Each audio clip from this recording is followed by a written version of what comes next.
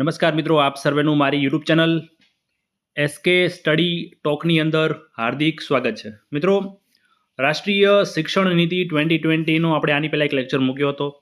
આજના વિડીયોની અંદર પાર્ટ 2, કેમ કે રાષ્ટ્રીય શિક્ષણ નીતિ ઘણો ખરો એક પરીક્ષાલક્ષી મોસ્ટ આઈએમપી ટોપિક છે.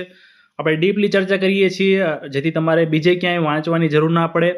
હું જે વિડીયોમાં ભણાવું છું એ જ કરશો, કોઈ પણ બુકમાં પણ વાંચવાની નહીં જરૂર પડે, કોઈ પણ બીજાના વિડીયો પણ જોવાની જરૂર પડે. આમાંથી લગભગ બધું જે પરીક્ષાલક્ષી છે, પૂછાય એવું છે, બધું આવી જશે. ટૂંકમાં આપણે હજી ઘણા બધા પાર્ટ મૂકવા પડશે, ત્યારે જ આ વસ્તુ કમ્પ્લીટ થશે. આ પાર્ટ 2 છે, પાર્ટ 3, પાર્ટ 4, પાર્ટ 5, નથી ખબર કેટલું ચાલશે, પણ ચાલશે લાંબુ, એ પાકું છે. તો આજના વિડીયોની અંદર રાષ્ટ્રીય શિક્ષણ નીતિ 2020 પાર્ટ 2 વિશે અભ્યાસ કરીશું. વિડીયોમાં આગળ વધીએ એની પહેલાં તમે ચેનલને સબસ્ક્રાઇબ ના કરી હોય તો ચેનલને સબસ્ક્રાઇબ કરી દેજો. ખાસ તમારા જે ટેટાટની તૈયારી કરતા મિત્રો છે એને લિંક શેર કરજો. અને બીજું, ટેલિગ્રામ ચેનલમાં ખાસ જોડાઈ જજો. ટેલિગ્રામ ચેનલની લિંક તમને વિડીયોના ડિસ્ક્રિપ્શન બોક્સની અંદર મળી જશે. આપણે ટેલિગ્રામ ચેનલની અંદર પણ ટેટાટની ભરતીઓ અને પરીક્ષા લગતીની જે કંઈ અપડેટ હોય છે, જે કંઈ વિડીયો નવા મૂકતા હોઈએ છીએ એની માહિતી આપતા હોઈએ છીએ, તો ખાસ ટેલિગ્રામ ચેનલમાં જોડાઈ જજો. તો ચાલો શરૂ કરીએ NEP 2020 પાર્ટ 2. મિત્રો, આપણે આની પહેલાં જે લેક્ચર મૂક્યો હતો એની અંદર આપણે એકદમ બેઝિક જે પ્રાઇમરી બાબતો હતી એ વિશે ચર્ચા કરી હતી.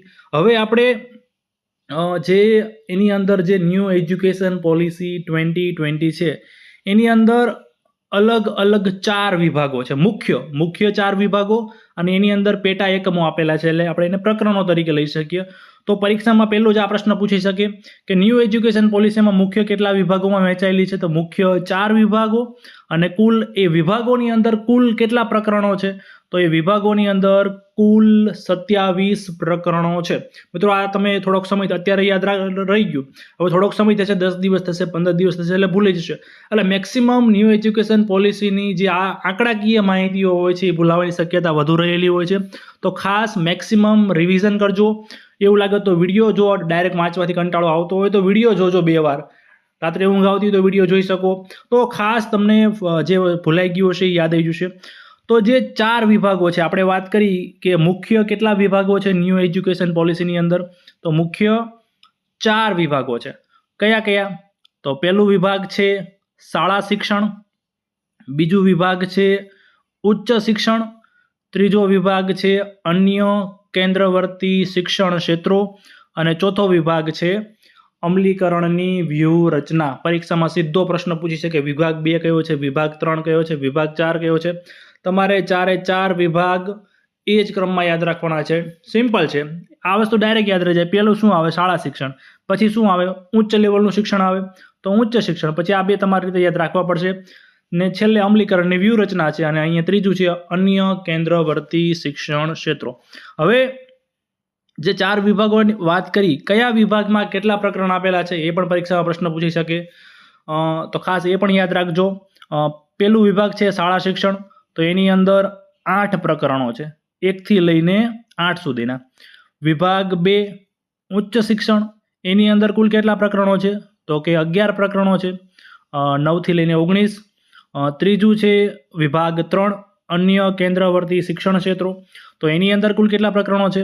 તો એની અંદર 5 પ્રકરણો છે. આ ઉપરાંત વિભાગ 4 જે છે વિભાગ 4, તો એની અંદર અમલીકરણની વ્યૂહરચના, એની અંદર કુલ 3 પ્રકરણો છે. તો આ વસ્તુ મિત્રો તમે કઈ રીતે યાદ રાખશો? તો જે આ જે અલગ અલગ 4 વિભાગ છે જે અહીંયા આપણે કીધા, ખાસ તમારે આ ક્રમ તો ઇઝીલી યાદ રહી જવાનો છે. 1 થી 8, 9 થી 19, 20. ખાલી આ એક યાદ રાખી લેશો, 8, 11, 5 અને 3. આ ગમે એમ કરીને આ જે 4 આંકડા છે, 8, 11, 5 અને 3 યાદ રાખી લેશો એટલે તમને કયા વિભાગની અંદર કેટલા પ્રકરણો છે એ યાદ રહી જશે.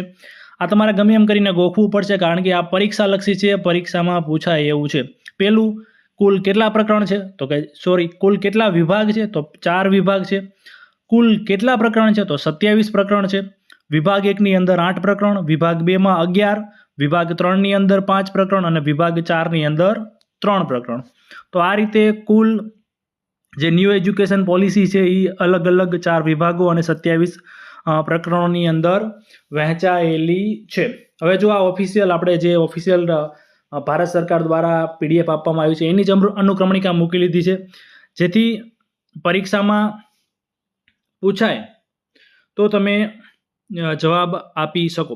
હવે મિત્રો અહીંયા આ બધા પ્રકરણોના નામ યાદ રાખવાની જરૂર નથી, પણ ખાસ આજે પહેલો વિભાગ છે, વિભાગ 1 શાળા શિક્ષણ, જે સ્કૂલ લેવલને લગતો છે, ધોરણ 1 થી 12 ને લગતો છે.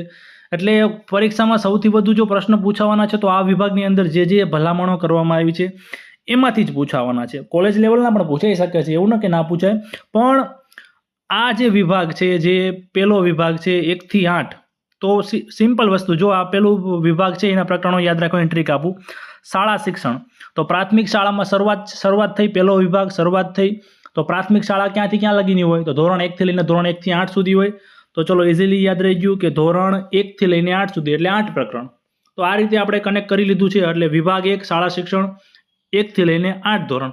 હવે ખાસ તમે આ જે પ્રકરણોના નામ છે, આપણે દરેક પ્રકરણ આપણે ડિટેલમાં ભણવાના છીએ, પણ અત્યારે અનુક્રમણિકા એટલા માટે બતાવી રહ્યો છું કે પરીક્ષાની અંદર ડાયરેક્ટ કદાચ કોઈક પેપર સેટર એવું આવે, ડાયરેક્ટ પૂછી લે કે જે રાષ્ટ્રીય શિક્ષણ નીતિ છે NEP 2020 એના વિભાગ 1નું 6થું પ્રકરણ કયું છે, અથવા ડાયરેક્ટ એમ પૂછી લે કે શાળા શિક્ષણ માટેના શિક્ષકો માટેનું પ્રકરણ કયું છે, તો આપણે પ્રકરણ 5 એવું ખબર હોવું જોઈએ. આ કંઈ કલમ, પહેલી વસ્તુ, જેવી રીતે RT 2009 છે એમાં જે કલમો હોય છે એ આ કલમો નથી, આ જસ્ટ પ્રકરણ છે. સરકાર દ્વારા આ ન્યૂ એજ્યુકેશન પોલિસીમાં જે ભલામણ કરી છે કે આ રીતનું કરવું જોઈએ, આ રીતનું કરવું જોઈએ, એ બાબત છે. આ કોઈ કાયદો નથી કે ફરજિયાત આ રીતનું ઠોકી જ દેવાનું. ટૂંકમાં શક્ય હોય તો આજે અલગ અલગ ખાસ શાળા શિક્ષણ છે પહેલો વિભાગ, તો પહેલું પ્રકરણ છે પ્રારંભિક બાળ સંભાળ અને શિક્ષણ, ECCE નું ફૂલ ફોર્મ પણ પૂછાઈ શકે છે, early childhood care and education, અધ્યયનનો પાયો, ટૂંકમાં એ પહેલું પ્રકરણ છે. બીજું છે મૂળભૂત સાક્ષરતા અને સંખ્યા જ્ઞાન, અધ્યયનની તાતી અને આવશ્યક પૂર્વ શરત. ત્રીજું છે અપવ્યય, ડ્રોપઆઉટ દર ઘટાડવો અને તમામ સ્તરે શિક્ષણનું સાર્વત્રિકરણ સુનિશ્ચિત કરવું. ચોથું છે શાળામાં અભ્યાસક્રમ અને અધ્યાપન શાસ્ત્ર, અધ્યયન સર્વાંગી, અનુબંધિત, આનંદપ્રદ અને પ્રવૃત્તિમય હોવું જોઈએ.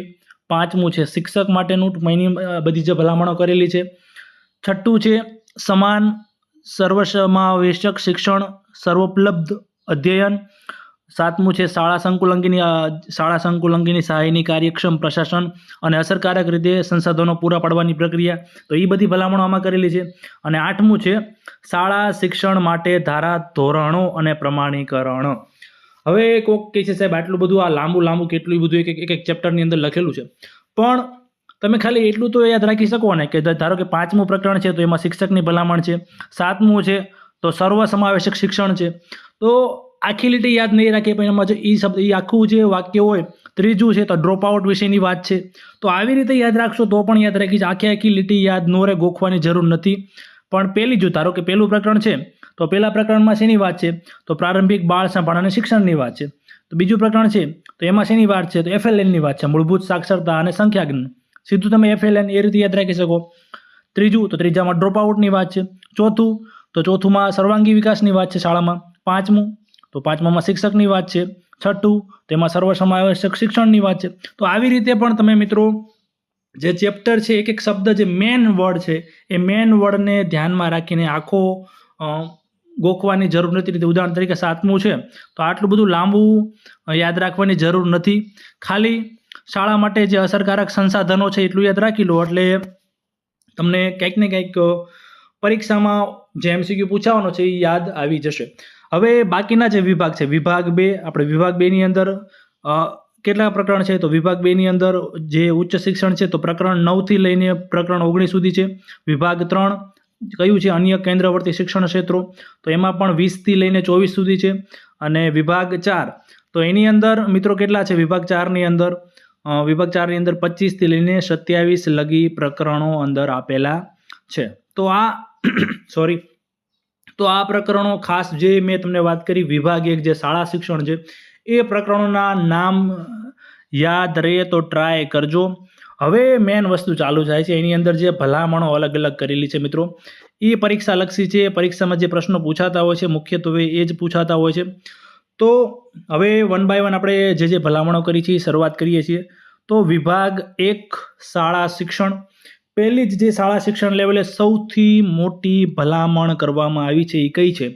તો અત્યારનું પહેલાં જે જૂનું માળખું હતું, જૂનું માળખું મીન્સ કે 10+2, 10 એટલે 1 થી 10 ધોરણ સુધી અને 11-12, એ રીતે 10+2 જૂનું માળખું હતું. એની જગ્યાએ ન્યૂ એજ્યુકેશન પોલિસી 2020ની અંદર નવું માળખુંની ભલામણ કરવામાં આવી છે, 5+3+3+4. પરીક્ષાની અંદર આ બેઠો પ્રશ્ન પૂછી શકે છે. 2023ની ટેટ 2ની અંદર પણ લગભગ આ પ્રશ્ન પૂછાઈ ગયેલો છે અને ઘણી બધી પરીક્ષામાં પૂછાવાનો છે, કેમ કે આ મોસ્ટ આઈએમપી વસ્તુ છે. તો ખાસ યાદ રાખજો, જૂનું માળખું કયું છે? 10+2. નવું માળખું કયું છે? 5+3+3+4. હવે જે જૂનું માળખું છે, તો જૂના માળખાની અંદર મિત્રો કઈ રીતનું હતું? તો 10 છે એટલે પહેલાં કેવું હતું કે છઠ્ઠામાં 5 વર્ષ પતે એટલે પછી એડમિશન લેતું. તો 6 વર્ષથી લઈને 16 વર્ષ સુધી 1 થી 10 ભણશે અને 16 વર્ષથી લઈને 18 વર્ષ સુધી 11 ભણશે.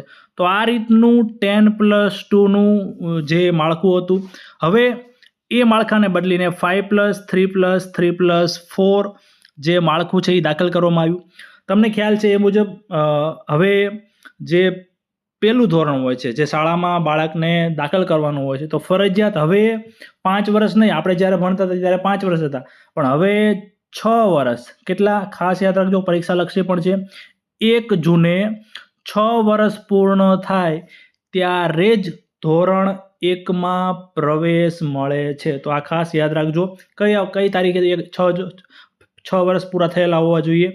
1 જૂને 6 વર્ષ પૂરા થયેલા હોય ત્યારે જ ધોરણ 1માં પ્રવેશ મળવા પાત્ર હોય છે. હવે જે નવું માળખું છે 5+3+3+4, તો આમાં કઈ રીતનું હોય છે? આ જે માળખું છે એ દરેક સ્ટેપ, તો એને અલગ નામ આપવામાં આવ્યું છે ન્યૂ એજ્યુકેશન પોલિસીની અંદર. તો જે 5 નંબરનું છે, 5 એટલે કે આ જે 5 નંબરનું છે, તો એને કયો સોપાન કહેવામાં આવે છે, તો સ્ટેપ કહેવામાં આવે છે? તો પૂર્વ પ્રાથમિક. કયું? 5 જે છે એ પૂર્વ પ્રાથમિક, જે 3 છે એને પ્રારંભિક, 3 છે એને ઉચ્ચ પ્રાથમિક અને જે 4 છે એને માધ્યમિક. તો આની અંદર તમે કયા ધોરણથી કયા ધોરણ સુધીનું આવશે? તો જે પૂર્વ પ્રાથમિક છે, તો એમાં આંગણવાડીથી લઈને ધોરણ 2 સુધીનું, આપણે આંગણવાડી કહો, બાલવાટિકા કહો કે પૂર્વ પ્રાથમિક શાળા, ત્રણેય વસ્તુ એક જ છે. તો આંગણવાડીથી લઈને ધોરણ 1-2 સુધીનો સમાવેશ થાય છે પૂર્વ પ્રાથમિક વર્ગની અંદર. પ્રારંભિકની અંદર કોનો સમાવેશ થાય છે?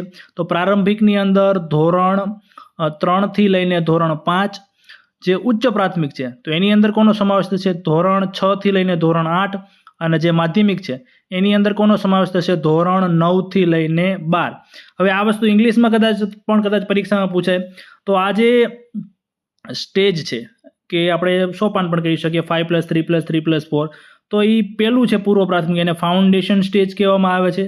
જે પ્રારંભિક છે એને પ્રિપેટરી પણ કહેવામાં આવે છે. જે ઉચ્ચ પ્રાથમિક છે એને મિડલ સ્ટેજ કહેવામાં આવે છે. અને જે માધ્યમિક છે એને કયું સ્ટેજ કહેવામાં આવે છે? સેકન્ડરી સ્ટેજ કહેવામાં આવે છે. તો ખાસ અહીંયા તમારે કઈ વસ્તુ યાદ રાખવાની? પહેલું આખું માળખું 5+3+3+4, જે દરેક સ્ટેજ છે એમાં કયા ધોરણોનો સમાવેશ થાય છે એ.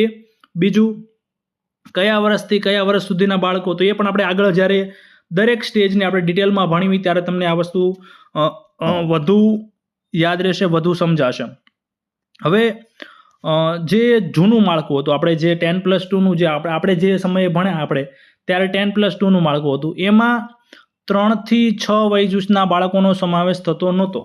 3 થી 6 મીન્સ કે જે એક ધોરણ પહેલાં આંગણવાડીની જે બધું હતું એ શાળાથી અલગ હતું, એને શાળાની સાથે સંકલિત કરીને જે પ્રક્રિયા કરવામાં નથી આવતી, શાળાકીય પ્રક્રિયા. પણ હવે જે નવું માળખું ન્યૂ એજ્યુકેશન પોલિસી 2020માં આપવામાં આવ્યું છે 5+3+3+4, તો એમાં 3 વર્ષથી લઈને ટૂંકમાં 3 થી 8 જે 6 વર્ષના બાળકો છે એનો પણ સમાવેશ કરવામાં આવ્યો છે. તો ખાસ આ પરીક્ષા છે એમાં પરીક્ષા લક્ષી છે, એમાં પણ ધ્યાન રાખજો કે જૂના 10+2 શૈક્ષણિક માળખામાં 3 થી 6 વય જૂથના બાળકોનો સમાવેશ થતો નહોતો. પણ હવે નવા જે 5+3+3+4 માળખામાં 3 વર્ષની ઉંમરથી જ પ્રારંભિક બાળ સંભાળ અને શિક્ષણનો સમાવેશ કરવામાં આવ્યો છે. બાળકોનો શરૂઆતથી જ બાળકના સર્વાંગી અધ્યયન, વિકાસ અને સુખાકારીનો છે. ટૂંકમાં સરકાર જે તજજ્ઞો છે એમના દ્વારા એવું ધ્યાને આવ્યું કે આપણે પહેલેથી જ તે બાળકોનો જે નાની ઉંમરે હોય છે, જે વિકાસનો બહુ સારો એવો તબક્કો કહી શકાય, તો પહેલેથી જ આપણે એના ઉપર ધ્યાન આપીએ. એટલા માટે એને શાળાકીય જે પ્રક્રિયાઓ છે એમાં સાથે જોડી દઈએ તો સારો એવો આપણે જે આપણી નિષ્પત્તિઓ છે, અધ્યયન નિષ્પત્તિઓ છે, જે આપણે વિકાસ કરવાનો છે, એ બાબતે આપણે એના રિઝલ્ટ સારા લાવી શકીએ છીએ. તો હવે મિત્રો આપણે જે ન્યૂ એજ્યુકેશન પોલિસી છે 2020, એમાં જે માળખું સૂચવવામાં આવ્યું છે 5+, 3+, 3+4 અલગ અલગ સ્ટેજ આપવામાં આવ્યા છે. તો દરેક સ્ટેજની અંદર થોડુંક આપણે ડિટેલમાં ભણી લઈએ. બાકી આપણે જ્યારે પ્રકરણો ભરશું ત્યારે પણ આપણે ડિટેલમાં ભણવાના છીએ. પણ દરેક સ્ટેજની અંદર શું શું વિશેષતા છે, કયા વર્ષથી કયા વર્ષ સુધીના બાળકોનો સમાવેશ થાય છે, એ સ્ટેજની શું સ્પેશિયાલિટી છે, તો ખાસ એ ભણી લેશું. એટલે પરીક્ષામાં પૂછાય તો તમારે વાંધો ન આવે. તો પહેલું છે 5+, 3+, 3+4નું પહેલું સ્ટેજ, એટલે કે પૂર્વ પ્રાથમિક સ્ટેજ. અંગ્રેજીમાં કહો તો ફાઉન્ડેશન સ્ટેજ. તો આની અંદર કોનો સમાવેશ થાય છે? તો આની અંદર આંગણવાડી, બાળવાટિકા કે પૂર્વ પ્રાથમિક શાળાના બાળકો, ટૂંકમાં એમના 3 વર્ષ જ્યારે પતે છે, જ્યારે 1 જૂને જે બાળકના 3 વર્ષ પતે છે, તો એ બાળક પૂર્વ પ્રાથમિક વર્ગ એટલે કે આંગણવાડી, બાળવાટિકાની અંદર પ્રવેશ મેળવે છે. અને એ 3 વર્ષથી લઈને 6 વર્ષ સુધી એમાં અભ્યાસ કરશે. પછી જ્યારે 1 જૂને એના 6 વર્ષ પતે છે ત્યારે એ ધોરણ 1ની અંદર પ્રવેશ કરે છે. એટલે 6 થી લઈને 7 અને 7 થી લઈને 8. તો આવી રીતે આજે આંગણવાડીથી લઈને ધોરણ 2 સુધીનો સમાવેશ કેની અંદર કરવામાં આવે છે? તો એનો સમાવેશ પૂર્વ પ્રાથમિક સ્ટેજની અંદર કરવામાં આવે છે. બાળકની વય 1 જૂને 3 વર્ષ થાય તો એને આંગણવાડીમાં પ્રવેશ મળે છે. અહીંયા જો આપણે વર્ષ વાઇઝ લખ્યું છે. આંગણવાડી, બાલવાટિકામાં પ્રવેશ ક્યારે મળશે? 3 વર્ષ પછી. તો એ જે 3 વર્ષ પછી 3 થી 4 આંગણવાડી, બાલવાટિકામાં, 4 થી 5 જુનિયર કેજીમાં, 5 થી 6 સિનિયર કેજીમાં, 6 વર્ષ પછી એટલે ધોરણ 1માં આવશે, 6 થી 7, 7 થી 8 ધોરણ 2માં. તો આવી રીતે 3 થી લઈને 8 સુધી એ જે સ્ટેજની અંદર છે એ કયા સ્ટેજની અંદર હોય છે? પૂર્વ પ્રાથમિક સ્ટેજ, ફાઉન્ડેશન સ્ટેજ. મિત્રો આ ડાયરેક્ટ તમે પહેલી વખત વાંચશો, પહેલી વખત ધ્યાને આવશે એટલે તમને થોડું કટપટું લાગશે, કદાચ વાંચેલું ભૂલાઈ પણ જાય, પણ મેક્સિમમ આનું રિવિઝન કરજો એટલે તમને ઇઝીલી યાદ રહી જશે. હવે મિત્રો આજે આ પહેલું સ્ટેજ છે પૂર્વ પ્રાથમિક સ્ટેજ, ફાઉન્ડેશન સ્ટેજ. તો એનું મુખ્ય કઈ બાબતો ઉપર ભાર આપવામાં આવ્યું છે? તો પહેલું છે જે બાળકો છે એ પછી આંગણવાડીના હોય, બાલવાટિકાના હોય કે ધોરણ 1, 2ના હોય, તો આ બાળકોને પ્રવૃત્તિ દ્વારા જ્ઞાન ઉપર ભાર આપવામાં આવ્યો છે. ટૂંકમાં એવી જ ભલામણો કરવામાં આવી છે કે રમતગમત દ્વારા, પ્રવૃત્તિ દ્વારા આમને શિક્ષણ આપવાનું છે. બીજું, પાયાનું શિક્ષણ આપવાનું છે, મૂળભૂત સાક્ષરતા અને સંખ્યા જ્ઞાન. તો આ જે સ્ટેજના બાળકો છે એમને મૂળભૂત સાક્ષરતા અને સંખ્યા જ્ઞાન જે છે એ બાબતે સરકારે આગામી સમયમાં એવા નિર્ણયો લેવાના છે. ટૂંકમાં આજે આંગણવાડીથી લઈને ધોરણ 1, 2 સુધીના બાળકો છે એમનું લેખન, ગણન, વાંચન ગમે એમ કરીને સુધારવા માટે એ રીતના પ્રયત્નો કરવાના છે, પણ કેવી રીતે? પ્રવૃત્તિ દ્વારા. બીજું, આમની લેખિત પરીક્ષા નહીં લેવામાં આવે. તમને પણ ખ્યાલ છે કે નાના બાળકો હોય એમની તો હવે કંઈ ખાસ કે લેખિત પરીક્ષા હોય નહીં. તો આ જે સ્ટેજ છે ફાઉન્ડેશન સ્ટેજ, એની અંદર લેખિત પરીક્ષા લેવામાં નહીં આવે. બીજું, ગૃહ કાર્ય નહીં આપવાનું. એમને જેવી રીતે આપણે 9મા 10મા વાળાને ઘરે લેસન આપતા હોય તો આમને કોઈ પણ પ્રકારનું લેસન કે ગૃહ કાર્ય આપવાનું નથી. તો આ જે છે બધી ભલામણો એ કયા સ્ટેજની છે? પૂર્વ પ્રાથમિક સ્ટેજ, ફાઉન્ડેશન સ્ટેજ. ફરી વખત, પહેલું પ્રવૃત્તિ દ્વારા જ્ઞાન ઉપર ભાર, પાયાનું શિક્ષણ, મૂળભૂત સાક્ષરતા અને સંખ્યા જ્ઞાન ઉપર ભાર, લેખિત પરીક્ષા નહીં લેવાની, ગૃહ કાર્ય નહીં આપવાનું અને લેખન, ગણન અને વાંચન ઉપર ફોકસ કરવાનું. તમને એ ખાસ આપણે જ્યારે FLN વિશે અભ્યાસ કરીશું, ફાઉન્ડેશનલ લિટરસી એન્ડ ન્યુમરસી, તો એની અંદર આપણે એ બાબતે ચર્ચા કરીશું. હવે મિત્રો બીજું સ્ટેજ છે 5+, 3+, 3+4 અંતર્ગત જે 3 નંબરનું બીજું છે, તો એ છે પ્રારંભિક સ્ટેજ અથવા પ્રિપેટરી સ્ટેજ. તો આની અંદર કયા ધોરણથી કયા ધોરણનો સમાવેશ થાય છે? તો ધોરણ 3 થી લઈને ધોરણ 5 સુધીના બાળકોનો સમાવેશ થાય છે. વર્ષ પૂછાય પરીક્ષામાં તો આ સ્ટેજની અંદર કયા વર્ષના બાળકો હશે? તો 8 થી લઈને 11 સુધીના. કયા? ખાસ યાદ રાખજો, 8 થી લઈને 11 સુધીના. હવે આ સ્ટેજની શું વિશેષતા છે મિત્રો?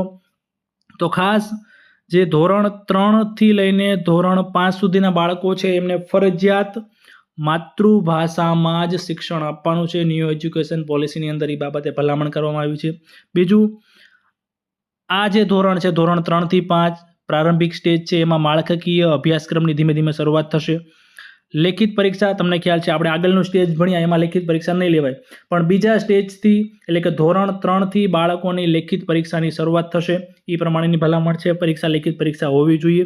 બીજું, ગણિત, ભાષા, પર્યાવરણ, તો આ બધા પ્રકારના અભ્યાસક્રમોનો સમાવેશ જે છે એ ધોરણ 3 થી લઈને ધોરણ 5ની અંદર કરવામાં આવશે. તો ખાસ પહેલું બીજા નંબરનું જે સ્ટેજ છે 5+3+3+4 એ પ્રારંભિક સ્ટેજ છે, પ્રિપેટરી સ્ટેજ છે. ધોરણ 3 થી 5 માટે 8 થી 11 વર્ષ માતૃભાષામાં શિક્ષણ આપવાની વાત છે. માળખાકીય અભ્યાસક્રમની શરૂઆત, લેખિત પરીક્ષાની શરૂઆત અને ગણિત, ભાષા અને પર્યાવરણનો અભ્યાસક્રમ એમને શીખવાડવાની વાત ન્યૂ એજ્યુકેશન પોલિસીની અંદર કરવામાં આવેલી છે. હવે જે ત્રીજું સ્ટેજ છે 5+3+3+4 અંતર્ગત ત્રીજું સ્ટેજ છે એને કીધું છે ઉચ્ચ પ્રાથમિક, આપણે અંગ્રેજીમાં જોઈએ તો મિડલ સ્ટેજ. તો એની અંદર કયા બાળકોનો સમાવેશ થશે? તો ધોરણ 6 થી લઈને ધોરણ 8 સુધીના બાળકોનો સમાવેશ થશે, જેની વર્ષ કે ઉંમર મર્યાદા કેટલી હશે? તો 11 થી લઈને 14 વર્ષ સુધીના બાળકોનો આ સ્ટેજની અંદર સમાવેશ થશે. હવે આ જે સ્ટેજ છે તો એની ખાસ વિશેષતાઓ શું છે? તો ધોરણ 6 થી લઈને ધોરણ 8નું જે સ્ટેજ છે એમાં વિષયવાર જ્ઞાન આપવાની શરૂઆત થશે. વિષયવાર એટલે કે આપણે અલગ અલગ કેવી રીતે વિષય હોય, પાઠ્યપુસ્તકો હોય, ગણિત, વિજ્ઞાન, ગુજરાતી, સામાજિક વિજ્ઞાન, અંગ્રેજી, સંસ્કૃત, હિન્દી. તો એ વિષયવાર જ્ઞાન આપવાની શરૂઆત ક્યાંથી કરવામાં આવશે? ધોરણ 6 થી 8. બીજું, વ્યવસાયલક્ષી શિક્ષણ આપવાનું છે. બાળકોને જે પાઠ્યપુસ્તકમાંથી જે બધું ભણાવવાનું છે એ તો ભણાવવાનું છે, એ સિવાય કંઈક ભવિષ્યમાં વ્યવસાય કરવો હોય એના માટે કંઈક જે કામમાં લાગે તો એ વ્યવસાયલક્ષી જ્ઞાન કે શિક્ષણ આપવાની શરૂઆત ક્યાંથી કરવાની છે? મિડલ સ્ટેજથી, ટૂંકમાં ઉચ્ચ પ્રાથમિક લેવલથી આપણે જે મિડલ સ્ટેજ છે ત્યાંથી કરવાની છે. વોકેશનલ કોર્સની શરૂઆત પણ અહીંયાથી જ કરવાની છે. આ ઉપરાંત બેગલેસ ડે, ખાસ આ બાબતે આપણે આગામી જ્યારે ડિટેલમાં પ્રકરણ ભણીશું ત્યારે ચર્ચા કરીશું બેગલેસ ડેની. બેગલેસ ડે ન્યૂ એજ્યુકેશન પોલિસીની અંદર મસ્ત રીતની એક ભલામણ કરવામાં આવી છે કે બાળકો જ્યારે શાળાએ આવે ત્યારે વર્ષમાં અમુક દિવસો બેગ લીધા વગર આવવાનું અને ભણવા સિવાયની જે શીખવા લાયક બાબતો હોય એ આપણે જ્યારે પ્રકરણ ભણીશું ત્યારે ડિટેલમાં ચર્ચા કરીશું કેવી કેવી પ્રકારની પ્રવૃત્તિઓની બધું કરવાનું છે બેગલેસ ડેની અંદર. તો આ જે સ્ટેજ છે ઉચ્ચ પ્રાથમિક મિડલ સ્ટેજ, તેમાં બેગલેસ ડેની પણ ભલામણ છે. આ ઉપરાંત ધોરણ 5 અને ધોરણ 8માં નપાસ વિદ્યાર્થીઓને ઉપર નહીં ચડાવાય. આ ન્યૂ એજ્યુકેશન પોલિસી નહીં પણ જે સરકાર દ્વારા 2019ની અંદર એક રાજ્યસભામાં બિલ પસાર કરવામાં આવ્યું હતું. નો ડિટેન્શન પોલિસી હતી કે જે બાળકોને નપાસ નહોતા કરવામાં. તમને ખ્યાલ છે આપણે વખતે બાળકોને ધોરણ 5 હોય, ધોરણ 6 હોય, ધોરણ 7 હોય, ઠોઠ વિદ્યાર્થી હોય તો એને ધીમે ધીમે આગળ લઈ જવામાં આવતો. છેલ્લે જ્યારે 10માનું બોર્ડની પરીક્ષા આવે ત્યારે નપાસ થતા હતા એખામટા વિદ્યાર્થીઓ. પણ સરકારે 2019માં એક રાજ્યસભામાં બિલ પસાર કર્યું હતું જે નો ડિટેન્શન પોલિસી હતી એને રદ કરવામાં આવી હતી, દૂર કરવામાં આવી હતી. ટૂંકમાં શું કરવામાં આવ્યું કે ધોરણ 5 અને ધોરણ 8માં જે વિદ્યાર્થીઓ નપાસ થાય છે તો એ વિદ્યાર્થીઓ માટે 2 મહિના પછી ફરીથી પરીક્ષા લેવાની અને એ પરીક્ષામાં પણ જો ફરીથી નપાસ થાય છે તો એમને આગળ નહીં મોકલવાના. 5મા ધોરણમાં જે વિદ્યાર્થી નપાસ થયો હોય તો એને 5મામાં જ રાખવાનો, 6ઠ્ઠામાં નહીં મોકલવાનો. 8મા ધોરણમાં નપાસ થયો હોય તો 9મામાં નહીં મોકલવાનો. તો આ જે 2019ની અંદર બિલ રાજ્યસભામાં પસાર કરીને નો ડિટેન્શન પોલિસી જે હતી દૂર કરવામાં આવી હતી. તો ખાસ આ સ્ટેજની અંદર આટલું જ તે. ત્રીજા નંબરનું સ્ટેજ ઉચ્ચ પ્રાથમિક મિડલ સ્ટેજ કયા ધોરણ માટે? તો ધોરણ 6 થી લઈને 8 માટે. 11 થી લઈને 14 વર્ષના જે બાળકો છે એના માટેનું છે. ખાસ વિશેષતા શું? તો વિષયવાર જ્ઞાન આપવાની શરૂઆત. બીજું, વ્યવસાયલક્ષી શિક્ષણની શરૂઆત. ત્રીજું, વોકેશનલ કોર્સની શરૂઆત. ચોથું બેગલેસ ડેની ભલામણ છે આની અંદર, અને ખાસ આજે આ વધારાનું છે, પણ ખાસ આ સ્ટેજનું નથી, પણ સાથે સાથે અહીંયા ઈને લગતું લાગ્યું એટલે મેં લખેલું છે. હવે છેલ્લું સ્ટેજ છે 5+3+3+4 અંતર્ગત જે 4 છે એ કયું સ્ટેજ છે? તો એ છે માધ્યમિક, અથવા અંગ્રેજીમાં કહીએ તો સેકન્ડરી સ્ટેજ. તો આની અંદર કયા ધોરણના બાળકોનો સમાવેશ થશે? તો આની અંદર ધોરણ 9 થી લઈને ધોરણ 12 સુધીના બાળકોનો સમાવેશ થશે. વર્ષ પૂછાય તો 14 થી લઈને 18 વર્ષ. હવે અહીંયા ખાસ શું છે જે ન્યૂ એજ્યુકેશન પોલિસીની અંદર ભલામણ કરવામાં આવી છે? તો પહેલું, પ્રવાહ સિસ્ટમ નાબૂદ થશે. આ બહુ મોટો નિર્ણય છે. પ્રવાહ સિસ્ટમ એટલે તમને ખ્યાલ છે કે સાયન્સ પ્રવાહ, આર્ટ્સ હોય, કોમર્સ હોય, તો ભવિષ્યમાં જે બાળકો છે એમને વિષયોની પસંદગી કરવાની તક મળશે. ઉદાહરણ તરીકે કોઈ એક બાળક છે તો એ સાયન્સનો એક વિષય બાયોલોજી ભણી શકશે, કોમર્સનું આંકડાશાસ્ત્ર ભણી શકશે, અને આર્ટ્સનો કંઈક બીજો કંઈ જે વિષય હશે ગુજરાતી, તો ત્રણેય સબ્જેક્ટ એક જ વિદ્યાર્થી, એક સાયન્સ પ્રવાહનો વિષય, એક આર્ટ્સ પ્રવાહનો વિષય, એક કોમર્સ પ્રવાહનો વિષય. તો આવી રીતે બાળકોને વિષય પસંદગીની સુવિધા મળશે. તો વિષય પસંદગીની સુવિધા ક્યારે મળશે? જ્યારે પ્રવાહ સિસ્ટમ નાબૂદ થશે ત્યારે. તો એ કયા સ્ટેજની અંદર ભલામણ છે? માધ્યમિક, સેકન્ડરી સ્ટેજની અંદર. બીજું, આજીવિકા અને ઉચ્ચ શિક્ષણ માટેની તૈયારી. જે બાળકો છે માધ્યમિકના, એમને આજીવિકા માટે પોતે રોજીરોટી કમાઈ શકે, કંઈક પૈસા અર્નિંગ કરી શકે, તો એ માટે પણ એમને એ પ્રમાણેનું શિક્ષણ આપવાની બાબતની ભલામણ કેમાં કરવામાં આવી છે? માધ્યમિક, સેકન્ડરી સ્ટેજની અંદર. બીજું, બોર્ડની પરીક્ષા નાબૂદ કરી સેમેસ્ટર પદ્ધતિથી પરીક્ષા. તમને ખ્યાલ છે કે જેવી રીતે 10મામાં અને 12મામાં બોર્ડની પરીક્ષા વર્ષે લેવામાં આવે છે, તો અહીંયા એવી ભલામણ કરવામાં આવી છે કે બોર્ડની પરીક્ષા રદ કરવામાં આવે અને સેમેસ્ટર પદ્ધતિથી એટલે કે વર્ષમાં 2 વાર બોર્ડની પરીક્ષા લેવાની ભલામણ જે ન્યૂ એજ્યુકેશન પોલિસી 2020ની અંદર કરવામાં આવેલી છે. તો આ રીતે 5+3+3+4 જે માધ્યમિક એટલે કે સેકન્ડરી સ્ટેજ છે એની અંદર પ્રવાહ સિસ્ટમ નાબૂદ કરો, આજીવિકા અને ઉચ્ચ શિક્ષણ માટેની તૈયારી, બોર્ડની પરીક્ષા નાબૂદ કરી સેમેસ્ટર પદ્ધતિથી પરીક્ષા એટલે કે વર્ષમાં 2 વાર પરીક્ષા, અને વિષય પસંદગીની સુવિધા. તો આવી બધી ભલામણો ન્યૂ એજ્યુકેશન પોલિસી 2020ની અંદર કરવામાં આવેલી છે. હવે મિત્રો આપણે જે અલગ અલગ વિભાગ છે, વિભાગ 1 અને એમાં જે 1 by 1 જે પ્રકરણો છે એની આપણે ડિટેલમાં ચર્ચા કરીશું. એની અંદર શું શું ભલામણ કરી છે, પરીક્ષાલક્ષી છે અને પરીક્ષામાં પ્રશ્નો પૂછાય એવા છે. તો ખાસ પહેલું પ્રકરણ આપણે વિભાગ 1ની તો ચર્ચા કરીએ જ છે. જે વિભાગના સ્ટાર્ટિંગમાં જે ભલામણો હતી શાળા શિક્ષણની, એ તો આપણે વાત કરી. પણ હવે પ્રકરણ 1 કયું છે?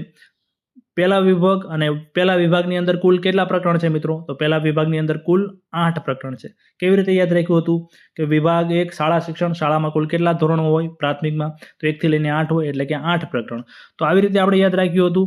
પહેલું પ્રકરણ છે પ્રારંભિક બાળ સંભાળ અને શિક્ષણ અધ્યયનનો પાયો.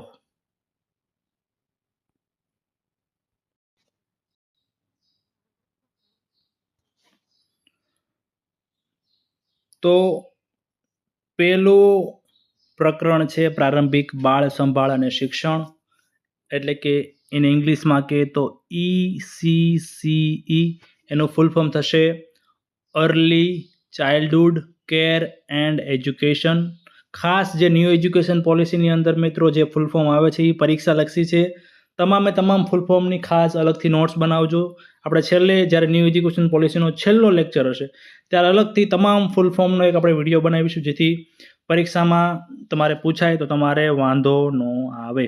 હવે આજે પહેલું જ પ્રકરણ છે ત્યારે પહેલા જ પ્રકરણની એક પહેલી લીટી હતી જે પરીક્ષાલક્ષી પણ છે. તો ખાસ એમાં શું લખવામાં આવ્યું હતું કે બાળકના મગજનો 85% વિકાસ 6 વર્ષની ઉંમર સુધીમાં થઈ જાય છે. તો ખાસ યાદ રાખજો, પરીક્ષામાં પૂછાય કે બાળકના મગજનો 85% વિકાસ અંદાજે કેટલા વર્ષ સુધીમાં થઈ જાય છે? 10 વર્ષ, 15 વર્ષ, 6 વર્ષ?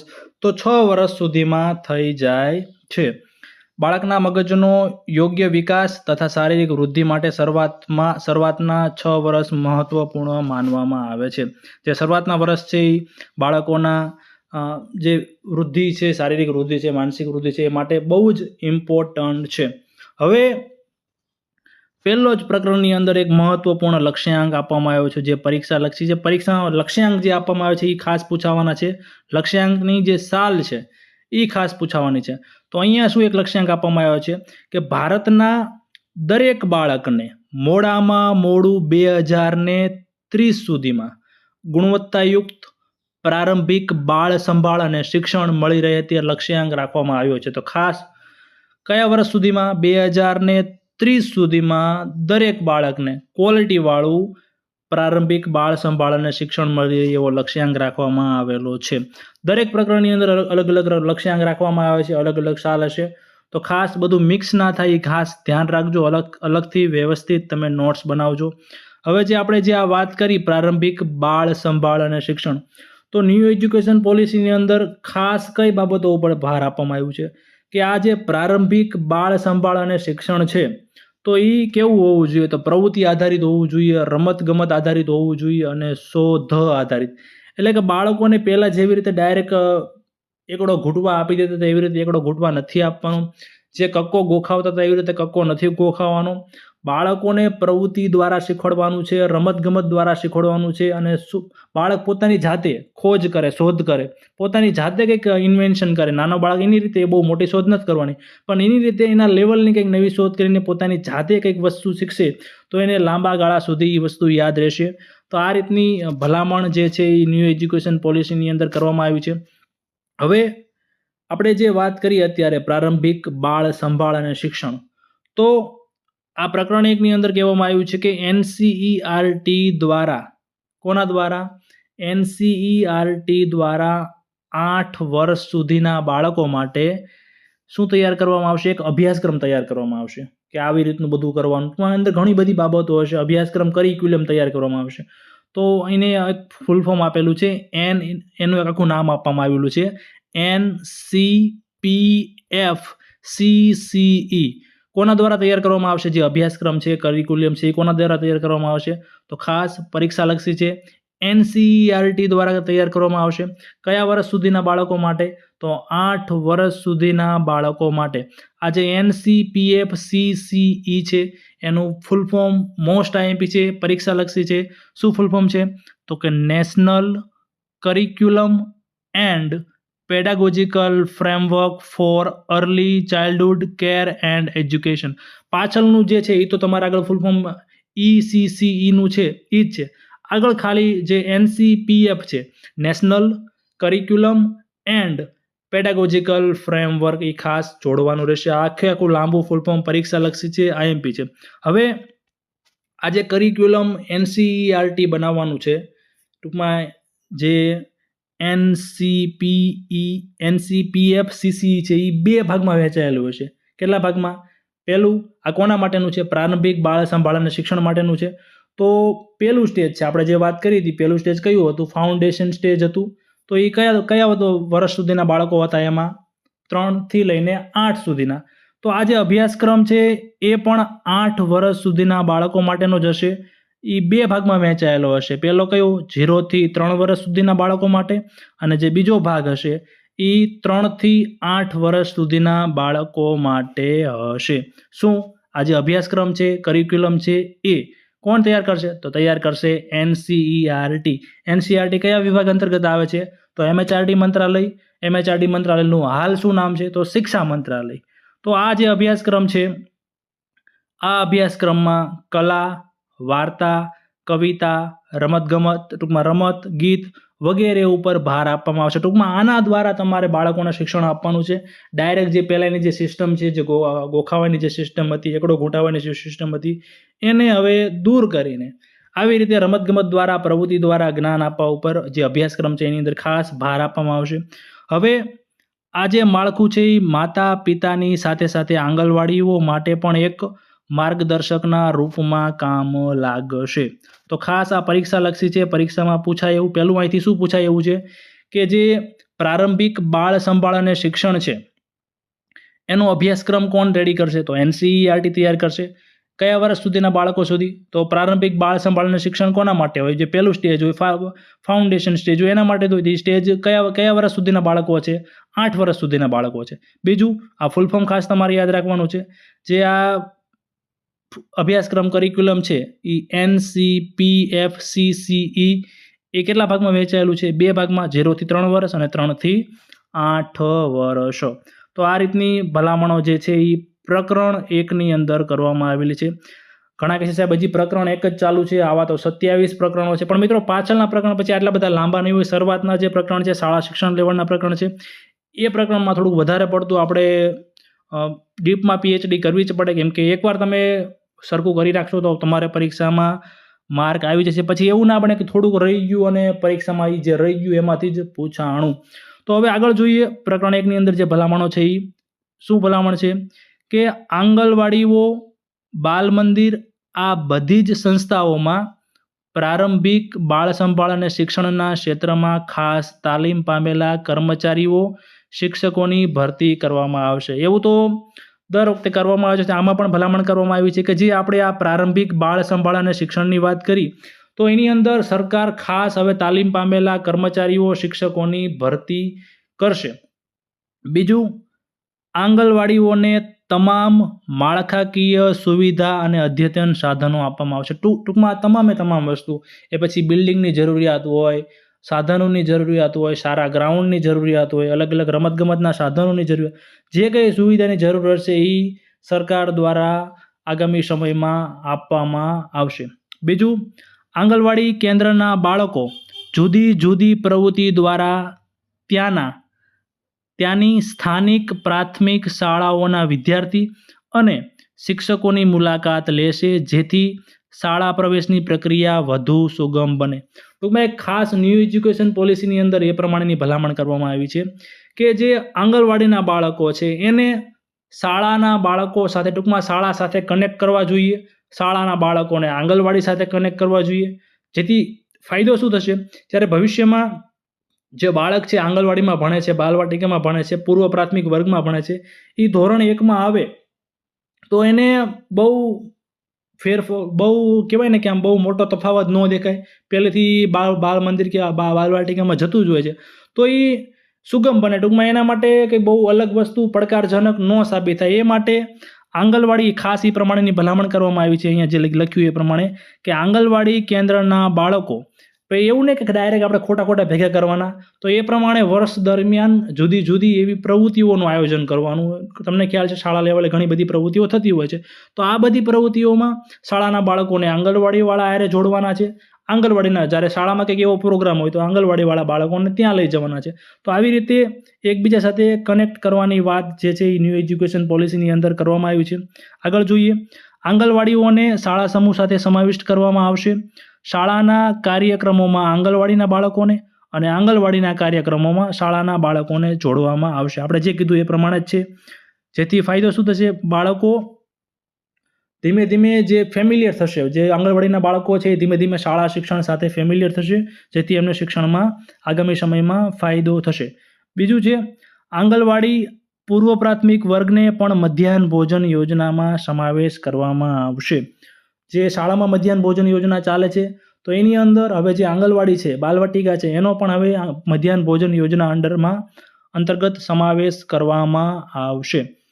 હવે આગળ છે, આંગણવાડીમાં ચાલતા સ્વાસ્થ્ય તપાસ કાર્યક્રમ, ટૂંકમાં આરોગ્યને લગતો જ્યારે બાળકોની તપાસ માટેનો કોઈ કાર્યક્રમ હોય, તેમજ બાળકના વૃદ્ધિ અને વિકાસની દેખરેખ માટેના કાર્યક્રમો પૂર્વ પ્રાથમિક વર્ગ અને પ્રાથમિક શાળાના વિદ્યાર્થીઓ માટે લાગુ કરવામાં આવશે. આ એ જ વસ્તુ છે. ટૂંકમાં બાળ મંદિરનો જે કંઈ કાર્યક્રમ હોય, પછી સ્વાસ્થ્યની તપાસ અંગેનો કાર્યક્રમ હોય, વૃદ્ધિ અને વિકાસ લગતી દેખરેખ બાબતનો કાર્યક્રમ હોય કે બીજો કોઈ પણ કાર્યક્રમ હોય, તો આંગણવાડીના કાર્યક્રમમાં શાળાના બાળકોને જોડવાના છે.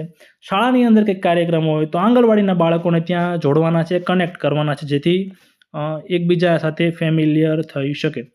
બીજી એક ખાસ વાત કરવામાં આવી છે, પરીક્ષાલક્ષી છે. ખાસ પરીક્ષામાં અહીંયાથી પ્રશ્ન નીકળી શકે છે કે જે આંગણવાડીના કાર્યકર છે કે તેડાગર છે તો એમને સરકાર દ્વારા ભવિષ્યમાં તાલીમ આપવામાં આવશે.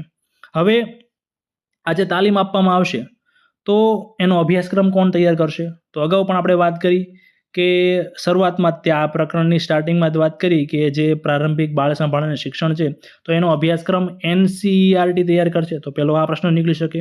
બીજું, કોને તાલીમ આપવાની છે અને કેટલી તાલીમ આપવાની છે? તો અહીંયા અલગ અલગ બે વાત કરવામાં આવી હતી કે જે કાર્યકર છે, જે આંગણવાડીનો કાર્યકર છે, એ 10+2 પાસ હોય. 10+2 એટલે કે ધોરણ 10 + 2 એટલે કે 12 ધોરણ સુધીનો, અથવા એની સમકક્ષ એ પ્રમાણેનો ડિપ્લોમા કોર્સ કરેલો હોય, ધોરણ 12ની સમકક્ષ હોય, અથવા એનાથી વધુ હોય, ટૂંકમાં ગ્રેજ્યુએશન હોય, પોસ્ટ ગ્રેજ્યુએશન, મિનિમમ 10+2 હોય તો એને ફરજિયાત 6 મહિનાનો સર્ટિફિકેટ કોર્સ, આટલો 6 મહિનાનો સર્ટિફિકેટ કોર્સની તાલીમ આપવામાં આવશે. હવે જે 10+2 કરતાં ઓછું છે, એટલે કે 12 કરતાં ઓછા છે, અથવા 12ની સમકક્ષ કંઈક ડિપ્લોમા એવું કંઈક ભણેલા હોય તો એની કરતાં ઓછું છે, તો એમને 1 વર્ષનો ડિપ્લોમા કોર્સ અંતર્ગત તાલીમ આપવામાં આવશે. ખાસ બેનો તફાવત સમજજો. કોને તાલીમ આપવાની છે? આંગણવાડી કાર્યકરોને. કોણ અભ્યાસક્રમ તૈયાર કરશે? તો કે NCERT તૈયાર કરશે. અહીંયા બે છે, જે 10+2 પાસ હોય અથવા એનાથી વધુ હોય તો એમને 6 મહિનાનો સર્ટિફિકેટ કોર્સ, અને 10+2 કરતાં ઓછું ભણેલા હોય તો એમને 1 વર્ષનો ડિપ્લોમા કોર્સ આ રીતે તાલીમ આપવામાં આવશે. હવે જે આ તાલીમ છે એ એમને કે આપણે જેવી રીતે સ્કૂલે ભણવા જઈએ કે કોલેજે ભણવા જઈએ ટાઈમ ભરીએ એવી રીતે તાલીમ નહીં હોય. આ જે કાર્યકરો છે, તાલીમ છે, એમને દૂરવર્તી શિક્ષણના સ્વરૂપે DTH ચેનલ્સ એટલે કે ટીવી ઉપર જે સરકારની ચેનલ છે એના ઉપર, તેમજ સ્માર્ટફોનના માધ્યમથી ચલાવવામાં આવશે. તમને ખ્યાલ છે દીક્ષા પ્લેટફોર્મ છે તો એની અંદર શિક્ષકોની તાલીમ આવતી હોય છે. તો આવા બધા જે સરકારના પ્લેટફોર્મ છે એની ઉપર ઓનલાઈન તાલીમ આપવામાં આવશે, જેથી તે પોતાનું જે રોજબરોજનું કાર્ય છે સાથે સાથે તાલીમ પણ લઈ શકે. અલગથી એમને રોજ ક્યાંય બીજી જગ્યાએ તાલીમ લેવા જવું ન પડે. તો ખાસ જે તાલીમ છે એ કયા સ્વરૂપે આપવામાં આવશે? DTH ચેનલ તેમજ સ્માર્ટફોનના માધ્યમથી આપવામાં આવશે. હવે આ જે તાલીમ છે તો એ તાલીમનું દેખરેખ કોણ રાખશે? તો દેખરેખ રાખશે CRC લેવલે. તમને ખ્યાલ છે શાળા કરતાં ઉપર જે ઓલું આવતું હોય છે ક્લસ્ટર રિસોર્સ સેન્ટર, તો આ જે આંગણવાડી કાર્યકરોની તાલીમ છે તો એનું નિરીક્ષણ CRC એટલે કે CRCનું ફૂલ ફોર્મ પણ પરીક્ષામાં પૂછાઈ શકે, ક્લસ્ટર રિસોર્સ સેન્ટર દ્વારા કરવામાં આવશે. હવે જે આ CRC છે મિત્રો, આ CRC દ્વારા મહિનામાં ઓછામાં ઓછું 1 વખત, કેટલી વખત? મહિનામાં ઓછામાં ઓછું 1 વખત આ શિક્ષકો સાથે સંપર્ક વર્ગનું આયોજન કરાશે, જેથી સતત મૂલ્યાંકન થઈ શકે. પરીક્ષામાં પૂછાઈ શકે આંગણવાડીના જે શિક્ષકો છે એની સાથે જે CRC લેવલે છે કેટલી વખત સંપર્ક વર્ગનું આયોજન કરવાનું? તો મહિનામાં ઓછામાં ઓછું 1 વખત, પછી ભલે 2 વાર 3 વાર કરે તો આ ખાસ યાદ રાખજો. CRC દ્વારા મહિનામાં ઓછામાં ઓછું 1 વખત આ શિક્ષકો સાથે સંપર્ક વર્ગનું આયોજન કરવાનું રહેશે. ટૂંકમાં એમને જે કંઈ મૂંઝવણ હશે એ સંપર્ક વર્ગની અંદર સોલ્વ થઈ શકે.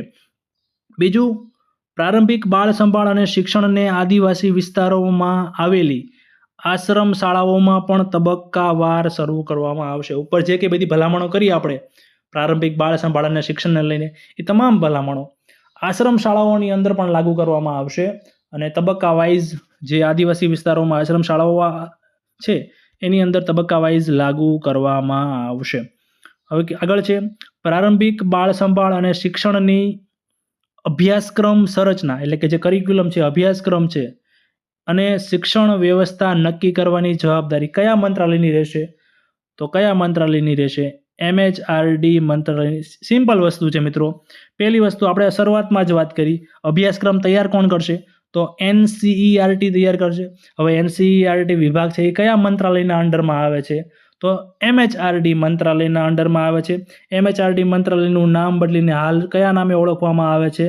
તો કે શિક્ષા મંત્રાલય તરીકે ઓળખવામાં આવે છે.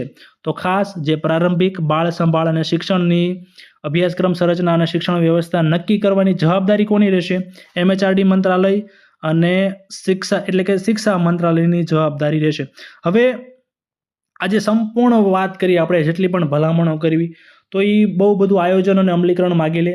તો આજે સંપૂર્ણ આપણે વાત કરી પ્રારંભિક બાળ સંભાળ અને શિક્ષણ, તો એ સંપૂર્ણ જવાબદારી સંયુક્ત રીતે અલગ અલગ 4 મંત્રાલયો ભેગા મળીને આના અમલીકરણ અને આયોજન માટે કામ કરશે. ખાસ પરીક્ષાલક્ષી છે. કયા 4 મંત્રાલયો?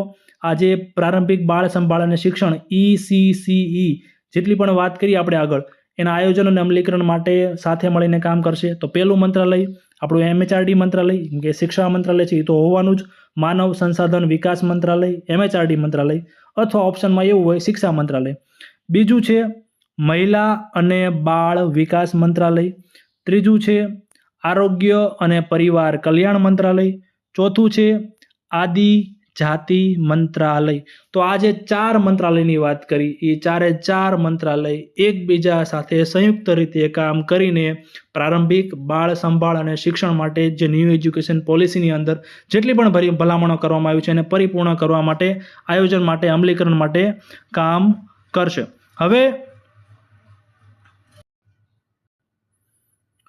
હવે છેલ્લી વસ્તુ છે કે આ જે પ્રારંભિક બાળ સંભાળ અને શિક્ષણની વાત કરી, તો શાળા શિક્ષણમાં દાખલ કરવાની પ્રક્રિયામાં સતત માર્ગદર્શન મળી રહે એના માટે એક ટાસ્ક ફોર્સની પણ રચના કરવામાં આવશે. શું આજે આપણે ECCE પ્રારંભિક બાળ સંભાળ અને શિક્ષણ છે એ આપણે વાત કરીએ શાળા શિક્ષણ સાથે કનેક્ટ કરવાનું છે, આંગણવાડીના બાળકોને શાળાના બાળકો સાથે, આંગણવાડીના બાળકોને શાળાના બાળકો સાથે, શાળાના બાળકોને આંગણવાડીના બાળકો સાથે. તો શાળા શિક્ષણમાં દાખલ કરવા માટે કંઈક ડાયરેક્ટ તો બધાને કંઈ ખબર નહીં પડે કઈ રીતનું કરવું, શું કરવું. તો એના માટે સરકાર દ્વારા એક ટાસ્ક ફોર્સ પણ બનાવવામાં આવશે. તો મિત્રો આટલી ભલામણો જે છે એ પ્રકરણ 1ની અંદર પ્રારંભિક બાળ સંભાળ અને શિક્ષણની અંદર કરવામાં આવેલી છે. અમે ઓફિશિયલ જે ભારત સરકાર દ્વારા જે PDF બહાર પાડવામાં આવી છે એમાંથી જ આ નોટ્સ બનાવી છે. એટલે આ પરીક્ષાનો પ્રશ્ન નીકળશે તો આની બહાર નીકળવાની શક્યતા નહીવત છે. મિત્રો વિડીયો કેવો લાગ્યો? વિડીયો ગમ્યો હોય તો વિડીયોને લાઇક કરજો, બીજા મિત્રો સુધી શેર કરજો અને ચેનલને હજી સુધી સબસ્ક્રાઇબ ના કરી હોય તો ચેનલને સબસ્ક્રાઇબ પણ કરી દેજો. હજી આપણે ઘણા બધા વિડીયો જે ન્યૂ એજ્યુકેશન પોલિસીના છે એ જોવાના છે કેમ કે આ ન્યૂ એજ્યુકેશન પોલિસી થોડોક લાંબો ટોપિક છે પણ પરીક્ષા માટે બહુ જ મહત્વપૂર્ણ ટોપિક છે. Thank you.